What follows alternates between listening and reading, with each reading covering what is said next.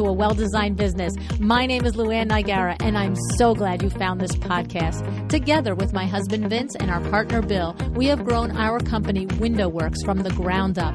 So I know and I understand the challenges you face in running your interior design business. I also know that your talent alone isn't enough to ensure your success.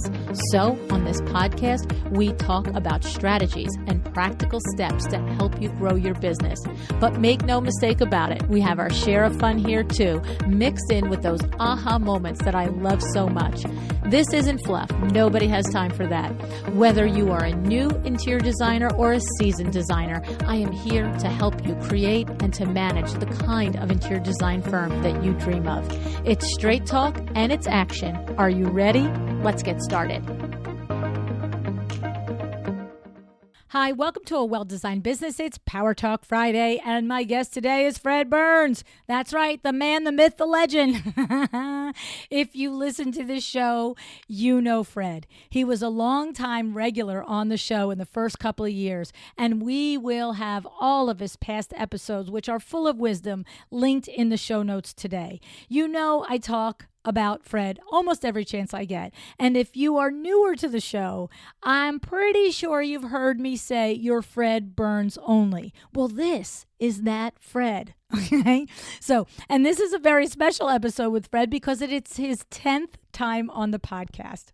For 35 years, Fred was a business coach, speaker, and copywriter in the interior design industry.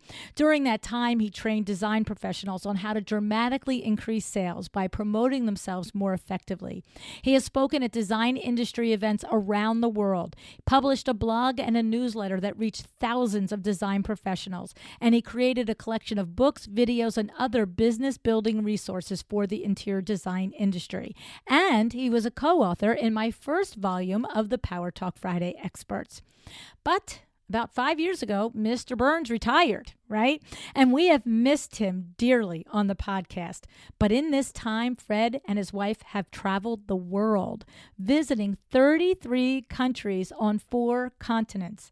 And of course, while he and his wife were relaxing and enjoying their travels, Fred's business mind was always working as well. Fred's constant curiosity about business and success drove him during his travels to ask hundreds of individuals that he encountered, "What do you think makes you successful?" And from these conversations, as well as decades of his own successful experience, Fred has determined the common denominator of what the most successful people around the world share. Okay? Fred says the most successful people share 5 common habits. The 5 things, he calls them. And he's going to share all 5 of them with us right now. Here we go. Here's Fred Berns.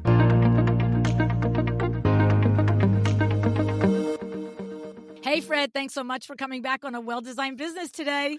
It is great to be back after all this time, and I'm excited about this opportunity to talk to LuAnn once again. Fred, I swear to goodness, some people watch the show on YouTube now. And if you're watching on YouTube, you're just watching my face practically cracking at the seams. I am just smiling from ear to ear, thinking about how I have Fred Berns back in the studio. Like, this is so fun. Can't get rid of this guy. What's the deal? Yeah? Pulling him out of retirement. Come on, Fred, let's go. So here's the thing. You have spent the last 5 years enjoying life with your wife and traveling the world. And you and I talked recently, and you said to me, LuAnn, I have been asking people everywhere I meet, all over the U.S. and the world, people that I find and I've learned that are successful, what do they do that creates this success? And you said to me, I've got it. I've got the secrets. I got to share them. And I'm like, okay. And they're so easy. They're so rudimentary, elementary, you know, and it's not as if anyone has to reinvent the wheel here. These are things you do. These are things your guests have talked about. These are things that the most financially successful design professionals I coached over 35 years did too. you know. Yeah. It Yeah. just the difference is they do them all and others do bits and pieces along the way, and that's why they are where they are, you know. And And I'm going to believe that it's also because they do them consistently, probably, yeah. not just every once in a while, right? Yeah. And what's been so exciting for me, I've been lucky enough to have traveled to 33 countries in 4 continents. And I Wow. talked to an interior designer in Ho Chi Minh City, Vietnam. I talked to an independent retailer in Kathmandu, Nepal. I talked to a landscape designer in Buenos Aires, Argentina. And it's fascinating. They run their businesses a gazillion different ways, but basically, when it comes down to business practices and habits and strategies, they really have a lot of these 5 common things and 5 common denominators that they all follow, just like very successful design professionals. You know. That's so cool. I'm like, I can't wait to hear. And I know what's going to happen. It's going to be like when you were like, oh, the 5 ways to like have a hard body and get, a flat stomach in 60 days. And you're just like, oh my God. And then you're like, oh, I got to do all that. I got to, like, That I can't give you. I can't give you the it's flat the washboard abs talk, but I can give but you you. know what it is? You always find out that it's like you're saying it's not unknowable, it's not undoable, but you got to do it. So I'm Yeah. really curious to find out what the 5 common things are. And it's not going to cost you much money. It's not going to take much time. They're just so easy, and that's what's so cool about it, I think, you know. All So, right. So yeah. number 1. Number 1. All right, let's start with number 1. Focus. Having a laser beam focus on your financial goal. And that means to achieve that goal, you're focusing on the kind of prospects, the kind of clients, the kind of projects, the kind of products, the kind of services that will help you achieve whatever that financial goal is that you have in mind. And it's that simple, you know. It's just a matter of keeping your eyes on the prize, and every day focusing on those activities which will help you generate the income, for instance, or the other goals that you've set for yourself. So I want to, me, I'm going to pick it apart as we go along. So what I'm hearing in there, Fred, is if I want to say it's laser beam focus on my financial goals, but then you kind of, expanded on it. And what it comes down to is if I'm an interior designer and I've decided that I'm at the level in my business that I'm only going to do first floors, for the most part. Well, I don't take 16, let me pick your paint color projects, because now I've moved my focus away from what I've decided is going to be the money generator in my firm. Is that what an example, like a type of a thing where we get down a rabbit hole because we haven't stuck to what we said we were going to do? Yeah, let's just talk about money here, since that's first and foremost in the minds of a lot of us. You have to decide what activities, what relationships you need to follow in order for you to reach this financial goal. You know, and that doesn't mean picking, waiting for the painter to show up. For instance, you know, it doesn't mean picking grout, waiting for someone to decide on grout color. It means basically making the best use of your time in such a way to achieve your financial goals. And, you know, once upon a time, I used to talk about this. There's a habit that I think can really help you generate this kind of time management focus. And that is what I call the 5 o'clock focus. That is 5 o'clock in the afternoon, you stop everything, you drop everything, you sit down and you think of the 5 MVP activities for the next day, the most valuable and productive uses of your time that will help you achieve those financial goals that you're seeking, or whatever other goals what are the 5 things you need to do tomorrow, so that when you arrive at your office or you start work the next day, you have a roadmap. You know what you're doing. You know what the day calls for. So it's just this it's getting into this MVP mode of thinking of the most valuable and productive uses of your time, so that you will be assured of achieving this financial success we're talking about. Okay, so less about our Fred Berns Only ideal client, right? And more about your personal activities. Like, am I wasting time doing a $10 an hour job as opposed to a $1,000 hour job, right? But focusing the night before when it's because in the moment, if we decide in the moment what we're going to do, we will often do what's easiest or what Yeah. feels the most satisfying as opposed to what is our MVP, our most valuable productive activity, right? Right. Well, in the back of your mind, maybe on your computer, maybe on your phone, you have a number, and seeing that number will help you decide what phone conversations to have and not have, what relationships to build and not build, what projects to say yes to. Uh, and I think that maybe you need that reminder. If whatever your financial goal is, keep that in front of you at all times, on your mirror before you go to bed, and when you get up in the morning, Right. so that it refreshes your mind and helps you decide your MVP activities. Yeah, I love it. I love it. And you've found as you've traveled and asked all these people that they all do this. They all have a practice that surrounds getting them focused. They have a goal, and they're so focused on that goal that they know when to say yes and when to say no. Right. And again, they know what kind of projects to pursue, what kind of expertise to pursue, and so it's definitely a common denominator of these successful professionals. And these are entrepreneurs, these are store owners, these are small business owners, self-employed people, and design professionals in all corners of the world that I've been lucky enough to visit over the past 5 years. I love it. 5 years ago, I shut down my website, I shut down my blog, I shut down my newsletter, and I just packed my bag and went. That's And crazy. so it's been very exciting. Yeah, that's great. All right, number two. Number two, that brings us to number two, and it's a simple one. And you've talked about this, and how many of your programs and your guests have? It's thinking big. It's aiming high. It's having a pie in the sky goals. Those impossible goals that you pursue. And oftentimes, this is maybe pursuing luxury or high echelon clients, for example. I talked to a financial advisor in Edinburgh, Scotland about this, and he was saying somebody needs to work with those people, and I've decided that somebody needs to be me. Oh, I love it. I love it. So you make a choice and if these aren't the type of clients you feel are right for you, who are the type of clients? But really, again, be very specific about that. And once you have decided on your prospects, you charge the part. The idea being that high-end clients, upper echelon clients are used to paying top dollar for top quality services and products. And if you come in too low, they may not say this to your face, but they may be wondering, what's the deal?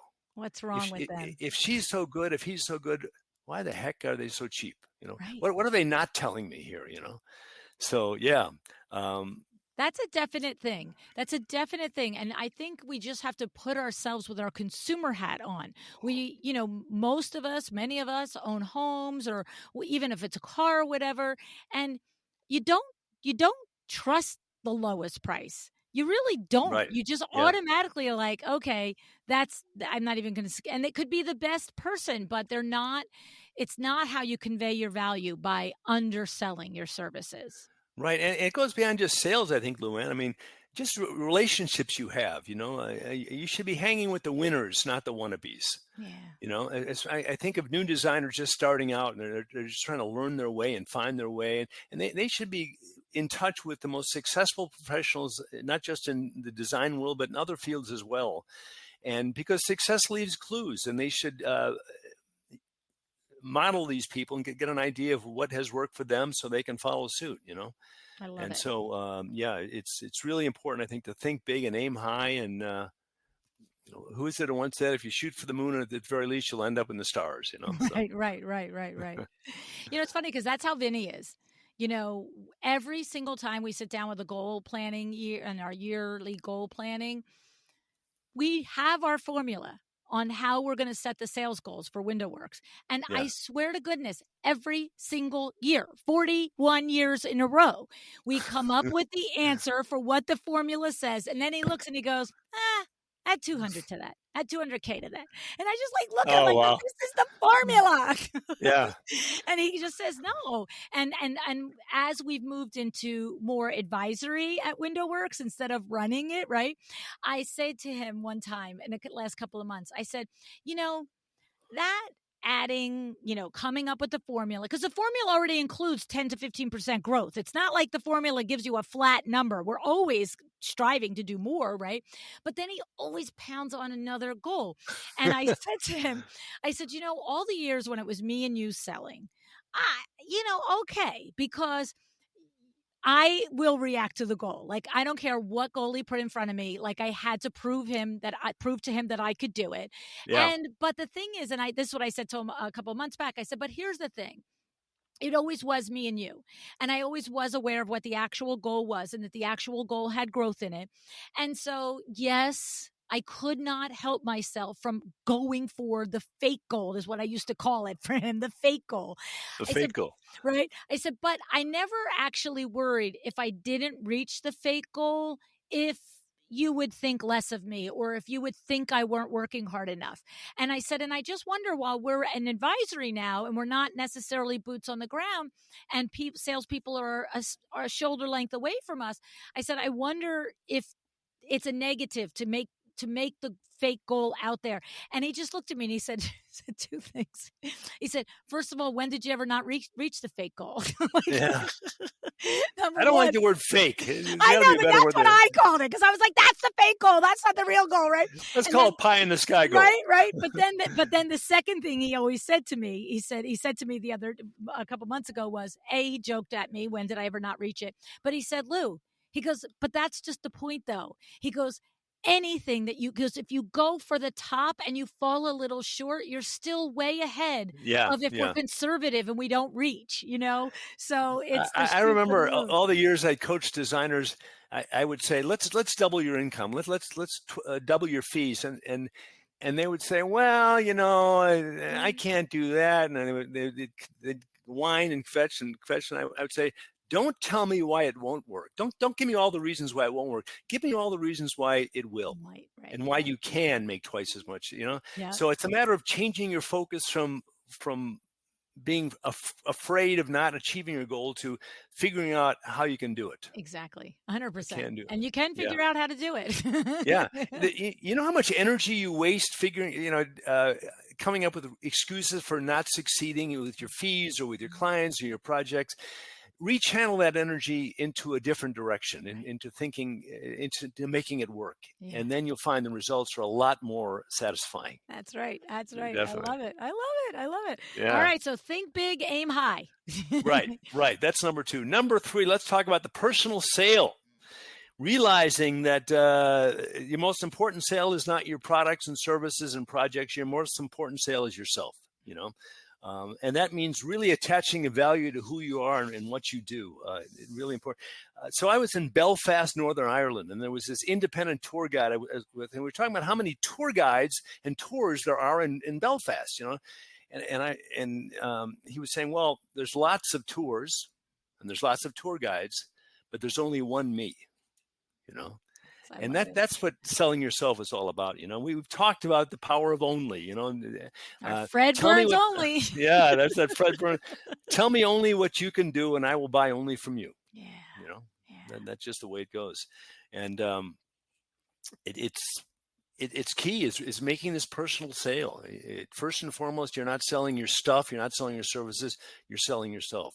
And I got to say, LuAnn, that my experience in the design world was the most financially successful designers I met in 35, 40 years were not necessarily the ones who had the most degrees or, had the most awards or whatever. They were just the best personal salespeople, the best personal saleswomen and best personal salesmen. I mean, maybe that's not right. Maybe that's not fair, but that's fact. Well, but what's not right or fair about it, right? It's a skill set, just like any other. You can develop it. You're not just born a salesperson. Yes, some people are born extroverted, but it's not just extrovert. There are hugely successful salespeople that are introverted. And I think that that's the misnomer, that people come across extroverted people that can walk into any room and they're like, oh, you're a natural born salesperson. Okay. Right. So I'm naturally able to speak to people, but that doesn't enable me to naturally understand what you're talking about. That when I am going to speak to you, I'm not going to speak to you about the sofa that I have to sell you. I'm going to speak to you about my business and my team and how we're going to get get you from no sofa to a sofa, right? Like, Yeah. so, salesmanship is a skill. It is a learnable skill, just like interior design is. Right. Right. No question about it. But you're an expert. People need to remember you're an expert at what you do. And you've spent a lifetime gaining what you've learned from all those hard successes and failures along the way. You're an expert, Exactly. and yeah, so it's really important. So this only is critical, and the most successful professionals I have talked to, and I think of my experience in the design world, they come across as problem solvers. They talk about their expertise, their know-how, and they reflect this in their bio. Remember, we used to talk about having that killer bio. I hope that people watching this podcast, listening to this podcast, are really paying attention to selling themselves in their bio. That's really, really important. Yeah, we have a whole episode. We'll link it in the show notes to your killer bio steps. The killer bio, yeah. So is this step number 4 problem solvers, that they're perceived as and they're proactively, or is that still part of number 3? Number 3 is making that personal sale, Yes. really selling yourself, doing something every day to promote yourself. Okay. And it's not it's not about bragging, LuAnn. It's about educating people as to how you differ from other designers, other lawyers, other doctors. It's part of the education process. And if you could come up with your own, which I think you can, that certainly helps in differentiating yourself. Yep. So anyways, what I've developed from all this, and we'll get to number 4 and 5 here shortly, so stand by for that. I have a coach call program that I've just developed in my retirement, where basically give me an hour of your time and I help you pinpoint and promote your top promotables. And we take all of these concepts we're talking about, these 5 things, and we customize and personalize them to your career and Love business. It.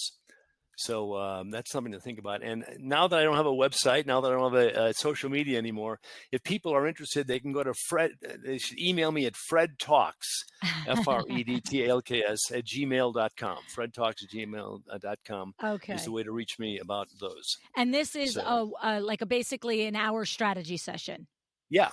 Love it. And we can talk in that session. We can talk about your bio and copywriting needs as well. But it's 1 hour. Love it. So give me an hour of your time, and I will give you some guidance about how to apply these 5 things to your career and your business, as well as again, we can talk about if you need help with your bio and other things like that. So, I love it.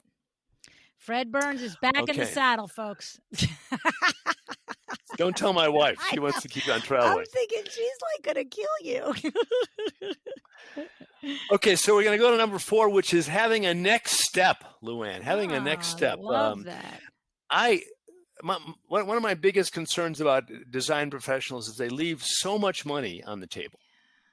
I mean, they leave beaucoup bucks on the table, and it's a crime, The most successful professionals I have talked to in my travels around the world, the most successful design professionals I got to coach, will upsell anytime, every time, all the time, and they know that their best clients are their current clients. Instead of spending so much time prospecting, they realize, and I have some statistics to back this up, which I dug out of my files from years ago. Peter Drucker, the late management consultant, talked about how you have a 1 in 14 chance of selling something to a prospect, but you have a 1 in 2 chance of selling something to a current client. Love it. A repeat customer spends an average of 67% more than a new prospect. The long-term value of a client is 100 times the value of a single transaction. Wow. The cost of retaining a client is 20% of what it takes to attract a new one. So the numbers back it up. It's really about taking your clients by the hand and taking them the next step. So I met an interior designer in Johannesburg, South Africa, who was saying post-COVID, buyers were very wary in South Africa and I think all over the world. So selling the big project was tougher in those months afterwards. So there were a lot of discussions about small jobs, one room here and a piece of furniture there. But she says, as the expert, I felt that they needed and expected me to take them to the next level, to guide them to the next phase and stage of the prospect. So she was always talking about what's next in the process, and she felt that they wanted that. And she was right, I mean, they want you to, your clients want you to take them by the hand and explain to them what we do next. I love it. I love it. I mean, it's so true. And it's funny because I've told the story on the podcast a couple of times, and it's been a while, about a designer that's local here in New Jersey to us. And this designer does not come through the traditional educated, design degree. Her parents were entrepreneurs.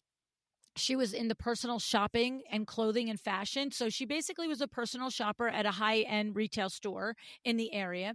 And what happened was she was very good at her job. And little by little, it became, oh, could you come to my house and evaluate my closet, the clothes in my closet, so that we can, Oh, right? And then what would yeah. happen is she'd be at the house and they'd say, oh, don't look at my bedroom. It's a mess. Not a mess physically, but I haven't decorated or designed it in a while, but just ignore it as we go to the closet.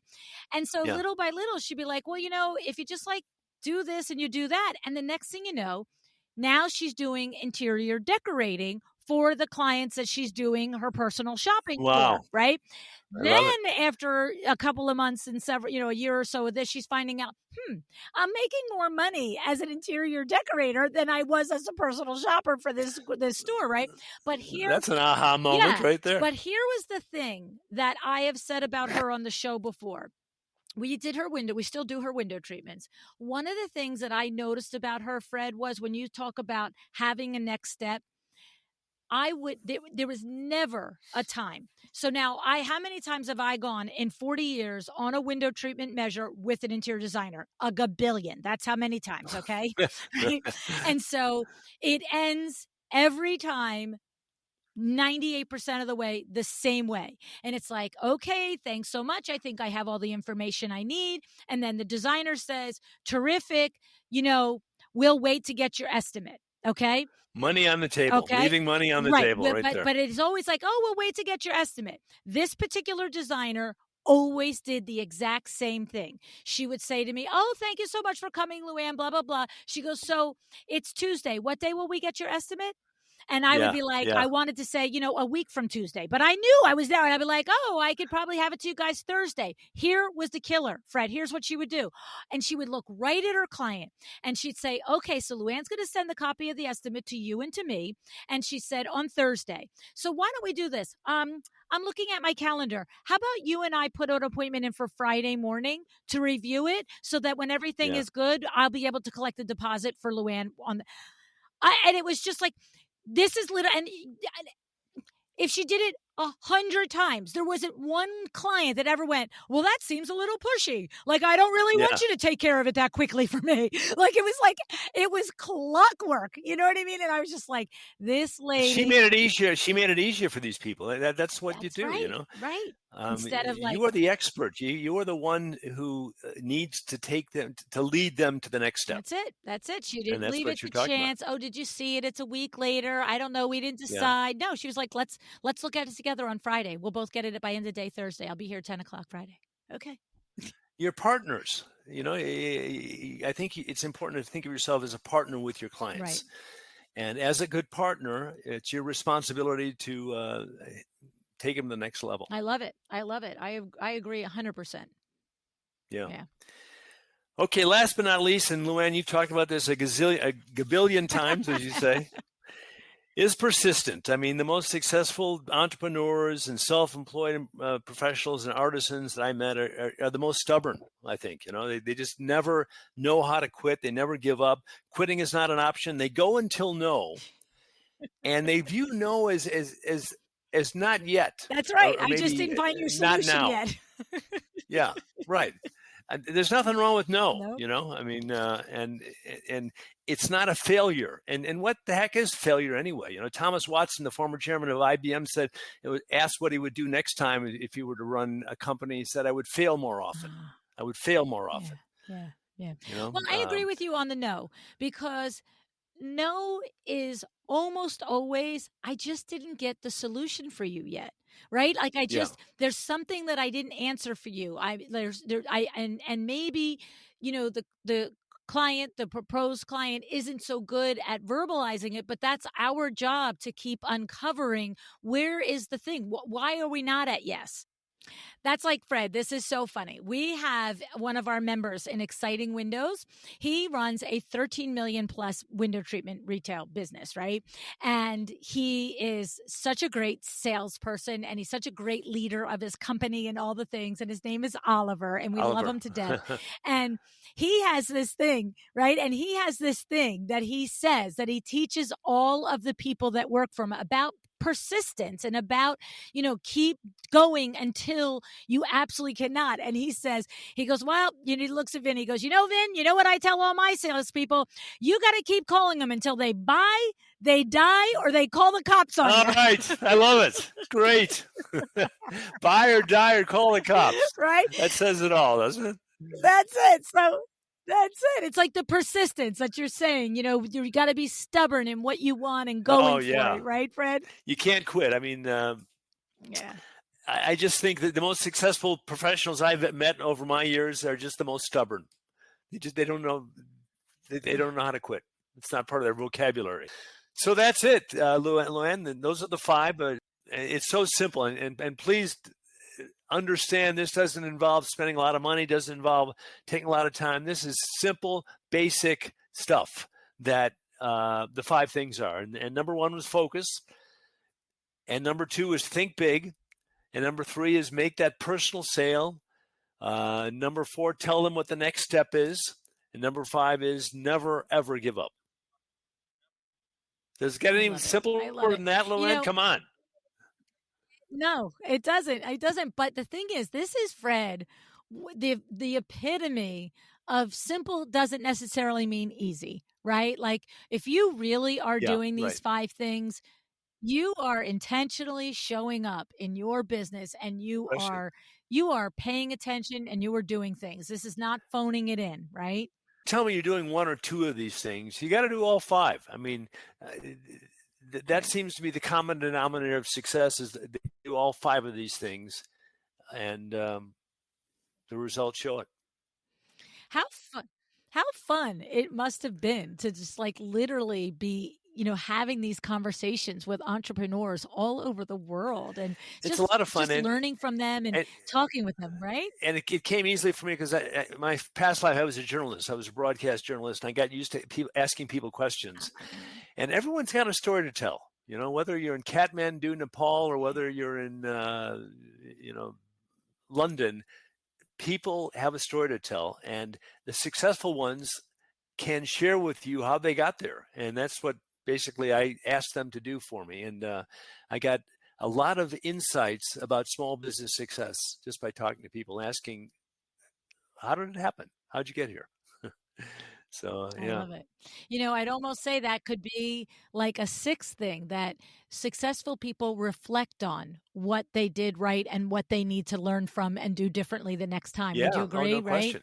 Yeah. And again, success leaves clues. So by talking to successful professionals, you get some answers to questions that you may not otherwise been able to handle, And again, there's no need to reinvent the wheel here. There's no need to start over. It's just a matter of following these 5 principles and to the best of your ability, and the results will be there. I love it. I love it. Oh my goodness. So what a blast from the past to be sitting here talking with Fred Berns again. And I just love it. And so if you're interested in having that strategy session with Fred, definitely reach out, fredtalks@gmail.com, right? Right. So it's a coach call. Give me an hour of your time. We'll personalize and customize these concepts to your business and your career. And also, if you have bio or copywriting needs, we can talk about that as well. It's Fred Talks, FREDTALKS @gmail.com. No more website, no more social media for me. I'm a retired dude. So that's the way to reach me. That's it. I love it, Fred. Thanks so much for coming back on the show. I appreciate you. As always, it's been a joy, LuAnn. All the best to you and to all your listeners out there.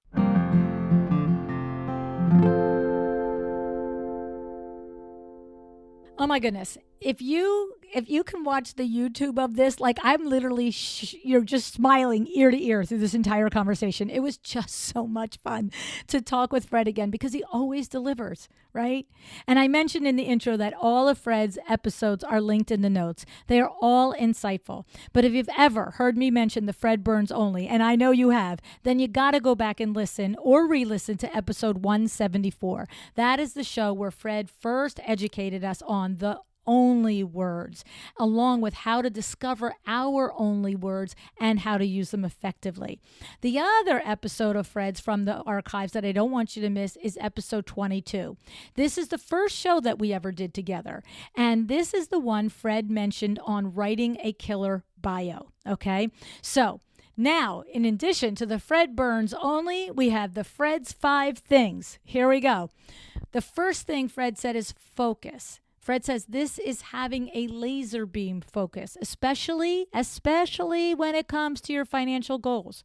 Now, no one is saying financial success is the only measure of success. But if we're being realistic, often to reach and achieve our other goals, our financial goals have to first be met.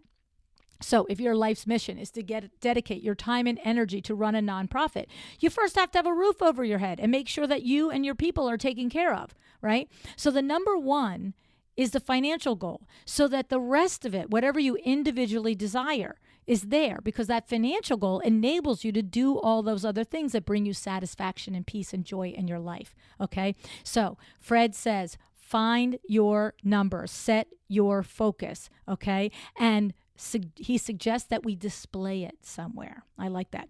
And he also has this tool. He calls it the 5 o'clock focus. At 5 o'clock every afternoon, Fred wants us to sit down, take a break, and list 5 MVP activities for the next day. That's most valuable and productive uses of our time. Because when we understand the most valuable and productive uses of our time, guess what?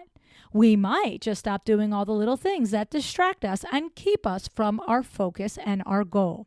Now, maybe we don't need to check our email 15 times a day or look at our text every time the phone pings, right? Sure, we get a little jolt of dopamine, right? And that feels good. That's why we do it. But all of that wasted time stacks up. And it keeps us from focusing on that goal. It's the same for phone calls and projects. Say no more often so you have room to say yes to the things that are in alignment with your goal. Number 2, Fred says, aim high. Fred calls these pie-in-the-sky goals. Set them down, write them down, make them big enough to scare you a little. Fred emphasizes that aiming high goes beyond sales. Aiming high extends to our relationships as well. He says we need to hang out with winners, other people who place a priority on daily intention, on goals, on success. We have to seek people out who think like that and then be open to learning from them. Fred says success leaves clues. I mean, don't you just love that line? I love that line. Success leaves clues. Okay. The third thing, according to Fred and his travels and all of his conversation, is the personal sale. He said this means selling yourself. Here it is. This is the core of the Fred Berns Only. It's there in every single one of us. We just have to find it and use it. People don't buy products. They buy you. They buy what you deliver, the experience, okay? So for more on this conversation, go and listen to his episode 174, okay? Fourth thing Fred said is knowing the next step. You must stay one step ahead of your clients all the time. Remember, you are the expert. Take it from Fred. He has 4 decades of experience. Your clients want you to take their hand and lead them to the next step. If you don't do this, you're leaving money on the table. A great episode. Oh my goodness. A great episode about this is on my other podcast, Window Treatment for Profit. Sarah Brennan was on, and she shared how she lays out for every single client why window treatments will always be part of her proposal to them, whether they want them or not. Literally, whether they want them or not. She explains to the beginning, from the beginning and often, that window treatments complete a room, and without them, regardless of how beautifully the room is designed, it will almost always feel like it's missing something. And so she says, I am always going to include this in your quote. And what happens is she makes a ton of other revenue for herself and her firm because of this practice. That episode I'm telling you right now is a must listen. That's number 196 on window treatment for profit. Do not listen to that. Okay. Now, here's how I want you to look at it. You're not an order taker. You are a partner. You are a leader. It is your responsibility to put yourself in that partner position and take your clients to the next level. We have learned this through many conversations here, and now Fred is confirming that this habit is one of the 5 shared by the most successful people around the world. And then the last habit is persistence. Fred says you have permission to be stubborn. Quitting is not an option. Every failure, every setback is just an opportunity to make things better. Believe that. Okay? I've told you guys how my Aunt Honey gave me Og Mandino's book, The Greatest Salesman in the World, when I was 10 years old. I've read it and reread it a dozen times. In the book, there are 10 scrolls, basically 10 rules to live by. And while I often repeat many of them to myself throughout a week, a day, a month, or a year, the single one that resonates with me the most, and I don't think I have had a day on this planet that I have not said this to myself at some point in the day, is I will persist until I succeed. I will persist until I succeed, because I know that it is never the end. Everything I do is just an iteration of where I'm going. And everything I'm doing is getting me to where I want to be. So like Fred says, persist. You can do anything you set your mind to. All right. In the end, I think what Fred learned is that it's the little things. Success is in the details. Fred said none of this is difficult or all that time consuming. And none of it is going to cost you a ton of money. But here's the thing. You have to do all 5 things. You can't do just one and say, this doesn't work for me. Each habit influences and impacts the other and creates the result, okay? You're probably doing some of these things. And if you are, give yourself a high five, acknowledge it, say, yay me. But if you're doing some and missing others, spend time building those other habits. Look, the days are going to pass. Right now, if you're listening in real time, we're heading into the last quarter of 2023. You can end the year, begin another year, end another year, do the same things you've always done and get the same results. Or you can take Fred's 5 habits to heart. You can make changes in yourself and in your habits and create different results. Amazing results. Success defined by you. And I know it can feel overwhelming. I know that. But we have Fred. We have Fred. He's offering a coaching call with him directly, 1 hour of his time. This is a personalized, customized consultation with Fred where he helps you identify how to apply the 5 things to your business and your career. There are details on this in the show notes, but you can also email Fred to set this up at fredtalks@gmail.com. And when Fred talked about success leaves clues, about surrounding yourself with people who have goals like you, I have to say there is no better place to do this than at LuAnn Live. Fred was a speaker at the first LuAnn Live in 2019, and I know he agrees with me that this room is like no other room for finding those clues to success. This is the room to meet the people who are also working on their focus, who are aiming high, who are selling their personal value, not a commodity, and who are being persistent. These are the people who have goals and want to help you and are open to the help that you have to give. Join me, your peers, and my industry experts this November 5th through 8th in Orlando, Florida, 2023. Okay? The theme this year is health and wealth, a well-designed business within a well-designed life, because it is all connected. I'm telling you, you are guaranteed to walk away with strategies for success and an incredible new network of successful people to have in your circle as you grow your business and your craft to support the lifestyle you want and you deserve. This is truly hanging with the winners, as Fred said, okay? Remember, we're aiming high, right? So call Fred and set up your strategy session with him, then book your ticket for LuAnn Live before they're gone. All right. One other thing, I have to tell you about LuAnn Live. One other thing. I have not been making a big deal about this, and it's absolutely a little ridiculous on my part that I have not. Have you heard about the box of money? Okay. So, when you go to a regular conference, you typically get a tote bag. It's got a water bottle in it, some, plastic tape measure, something, whatever, right? Like when they come with chocolate chip cookies, I'm happy. Okay. That part is cool. But that's not what I'm going to do at LuAnn Live. Instead of a swag bag, I've put together a box of money. Every single attendee will get one. This is not a door prize. This is not like, look under the chair and see if you have the little, I don't know, the thing that says you're the one that wins. Every single one of you that comes to a LuAnn Live will get a box of money. As of right now, this moment, the box of money has over $9,000 in it. Yeah. So for example, Michelle Williams, right? She has two offers. She has $500 off her financial bundle or $1,000 off her premium coaching package. So if you have been dying to work with Michelle, then you have an opportunity to get $1,000 off. Vita is offering $1,000 off her VIP coaching experience. Peter Lang is offering $100 off any item in his resource lab, from his chart of accounts to his ultimate budget template. This is just a few of them. There are $9,000 worth of all the ways my most trusted experts help you up-level your business. Now, do I think you'll use all $9,000? No, it's not designed that way. By the way, there'll probably be somebody out there that will take advantage of all $9,000.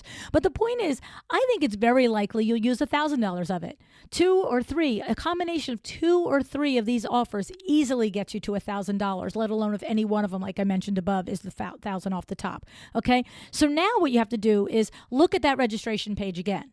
It's $14.95 for general admission. Use $1,000 worth of stuff that you would have invested in yourself and your company this year anyway. And now it's $4.95 for that ticket, or $24.95 for VIP. Now it's $14.95. Okay. So when you look at it this way, you tell me that getting in this room with these people, with this kind of information, collaboration, experience is not worth it for you to be there. All right. That's a no-brainer. I'm telling you right now, it's a no-brainer. So I hope that you will join me. I hope that you will understand that this is an investment in your business and your professional development that you will take from this event and 10 and 3 and 30 times the ROI on it. All right.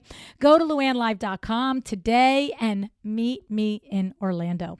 All right. Thank you, Fred. It was so great to see you and to be with you and to hear your voice again from our very first conversation. All the way back in that first year, episode 22. You have always, without fail, taught me something, and I thank you for that, sir.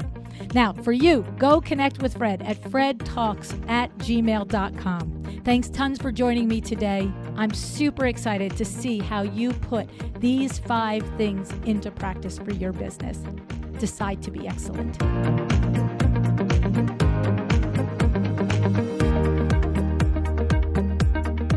Thank you for joining me today. This podcast is a production of LuAnn Niagara, Inc. If you want to know more about me, my books, or LuAnn University, go to LuAnnNiagara.com. And if you are interested in having WindowWorks help you with your next window treatment or awning project in the New York, New Jersey metro area, go to WindowWorksNJ.com to learn more. Have an excellent day.